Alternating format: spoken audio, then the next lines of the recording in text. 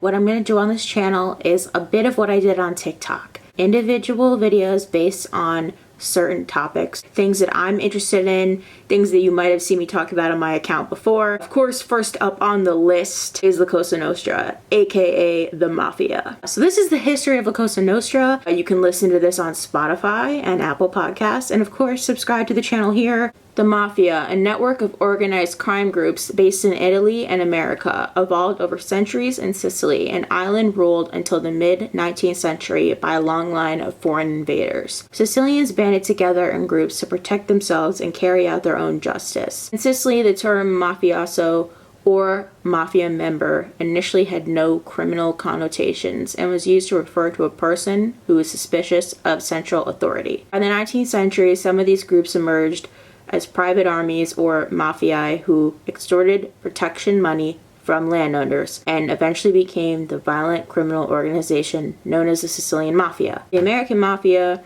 which rose to power in the 1920s, is a separate entity from the Mafia in Italy, although they share traditions such as omerta, code of conduct, and loyalty. For centuries, Sicily was ruled by a long line of foreign invaders, including the Phoenicians, Romans, Arabs, French, and Spanish. Residents of the small island formed groups to protect themselves. These groups, which later became known as clans or families, developed their own system for justice and retribution, carrying out their actions in secret.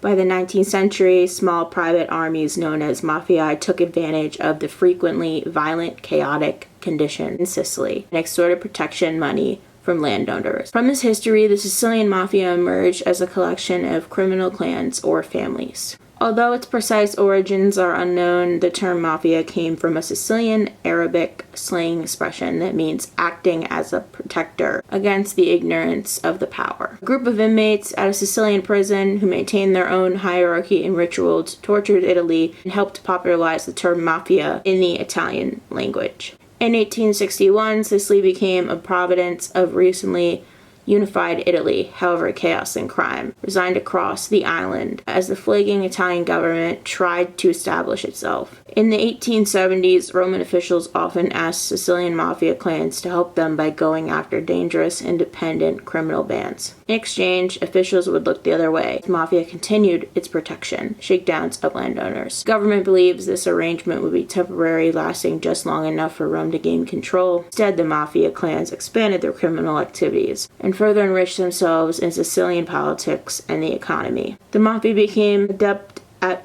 political corruption and intimidated people to vote for certain candidates or to run beholden to the mafia. Even the Catholic Church was involved with the mafia clans during this period. According to the notes, the church relied on mafioso to monitor its massive property holdings in Sicily and to keep tenant farmers in line. In order to further straighten themselves, Sicilian clans began conducting initiation ceremonies in which new members pledged their oaths, secret and loyalty, the all-important code of conduct reflecting ancient Sicilian belief that a person should never go to the government authorities to seek justice for a crime and never cooperate with authorities investigating any wrongdoing. The mafia's influence in Sicily grew until the 1920s when Prime Minister Benito Mussolini came to power and launched a brutal crackdown on mobsters, viewed as a threat to his fascist regime. However, in the 1950s, the mafia rose again, when mob-backed construction companies dominating the post-World War II. Over the next few decades, Sicilian mafia flourished, expanding its criminal empire and becoming, by the 1970s, a major player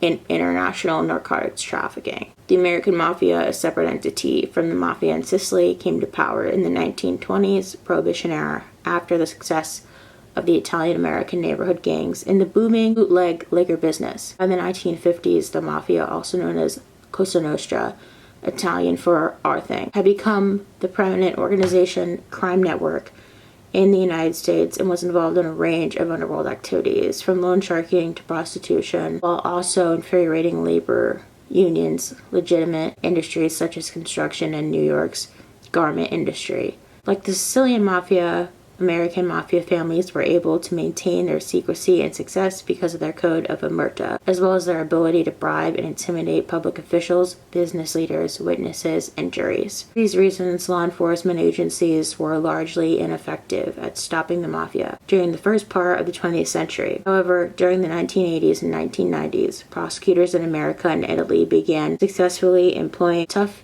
anti-racketeering laws to convict top-ranking mobsters.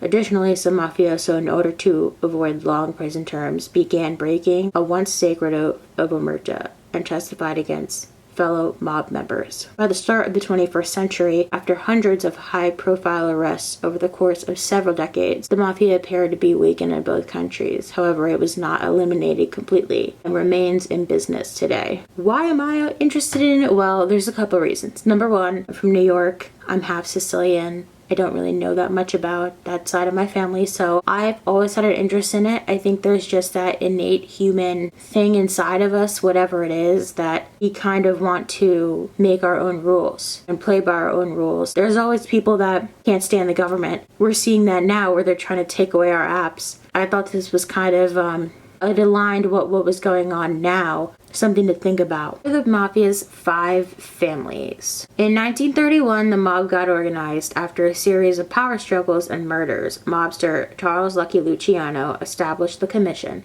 a governing body headed by the 5 New York City crime families. For the next 4 decades, the 5 families used tactics like loan sharking, extortion, and labor union infiltration to influence and profit from a range of businesses. They didn't rob banks, they didn't have to.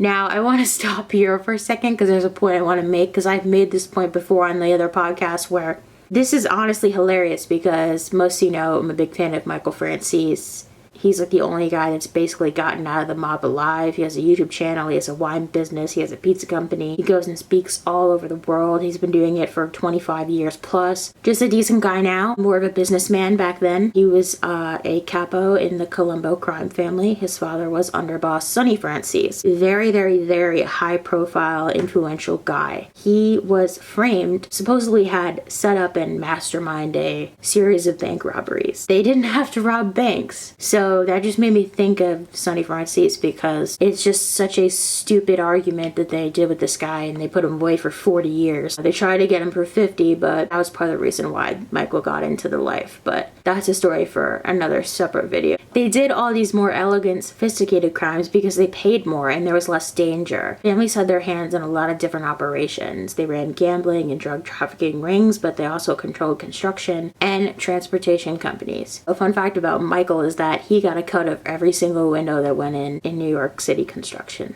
which is a lot of money. That's a lot of windows. In the Commission early days, many members of the 5 families, Genovese, Bonanno, Lucchese, Gambino, and Colombo, were immigrants from Italy, particularly Sicily. Hello! Some had ties to Sicily crime families who operated according to a code of honor known as omerta. The 5 families incorporated the concept of omerta into the Commission, prohibiting mobsters from ratting out members of their own family, as well as other families on the Commission. The 5 families' influence diminished after the United States passed the 1970 Racketeer Influence and Corrupt Organization Act, or RICO, which gave the government new ways to prosecute organized crime. The effectiveness of the act led to mobsters to break omerta and become informants, and even resulted in one boss flipping on his family. The founding of the Commission came on the heels of the Casamaresi War, a bloody conflict between 2 rival crime families in New York City. In 1931, mobsters assassinated the bosses of both rival families, leading Charles Lucky Luciano to take over what would become known as the Genovese family and establish the Commission. After Luciano was convicted of compulsory prostitution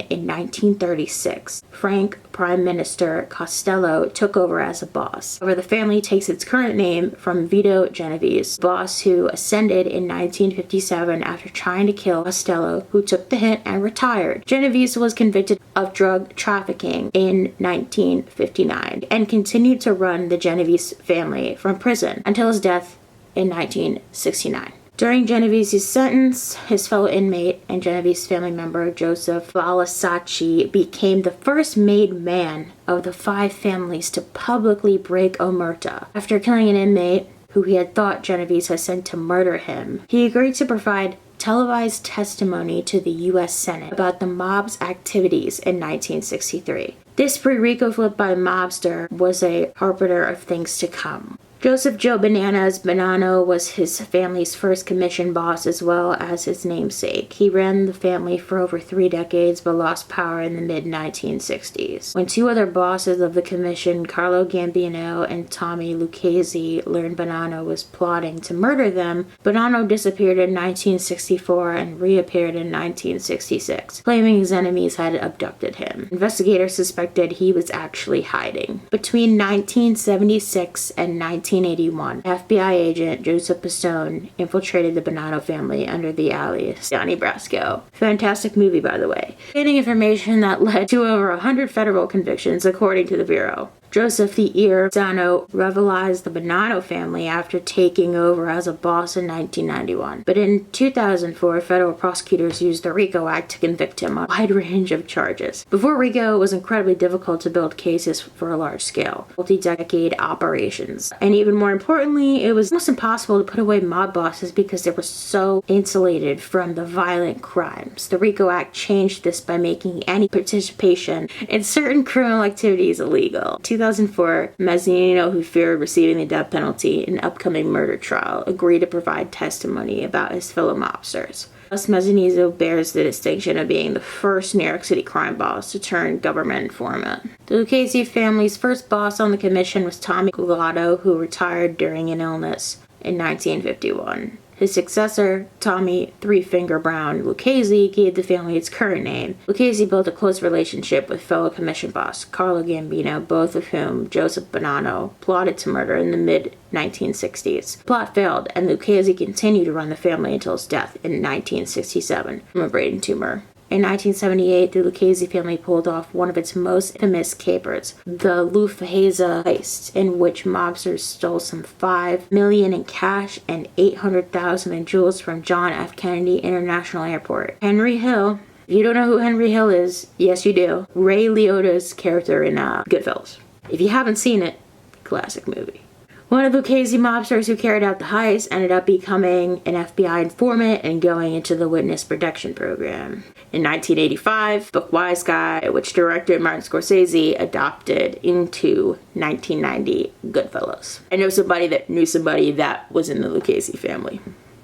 That's all I can say, though. He's in prison. Bino's family's first commission boss, Vincent Magano, ruled from 1931 until his mysterious disappearance in 1951. Well, we don't have to take guesses what happened there. Some suspected his successor, Albert Lord High Executioner Anastasia, killed him. Yeah, that's what happened. To take over as boss.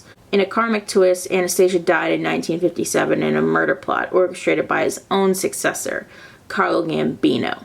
Gambino became the family's boss and namesake and ran the family until his death from a heart attack in 1976. One of the Gambino's family's most infamous bosses, John Gotti, was ascended by murdering his predecessor, Big Paul Castellano. Gotti earned the public namesake Typhon Don for his ability to evade convictions.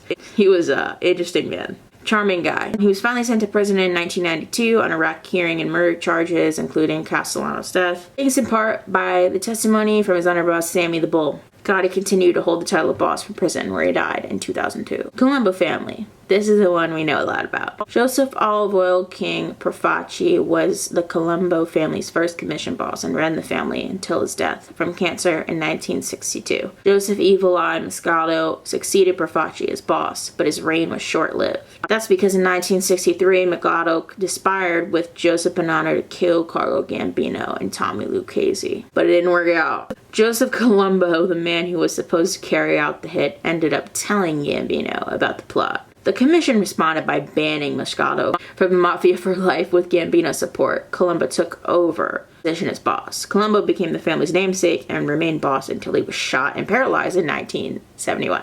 The FBI had an unusual relationship with the Colombo family. In the 1960s, the Bureau hired hitman Gregory the Grim Reaper. Scarpa to investigate the killings of civil rights workers. Over the next few decades, he had an on and off again relationship with the FBI in which he took assignments from the Bureau and supplied it with information about the mafia. Observers have speculated that this partnership is why Scarpa avoided doing so much prison time until 1993 when he pleaded guilty to racketeering. That guy was a killer. There's 3 categories. Guys that are just there to do the hits, guys that are just there to earn, guys that are there to do both. Sammy the Bull, rare version of somebody that did both. Leave me a comment and let me know some other topics that you would like videos on. Turn on post notifications so you don't miss when I post a new video. Thank you guys so much for watching.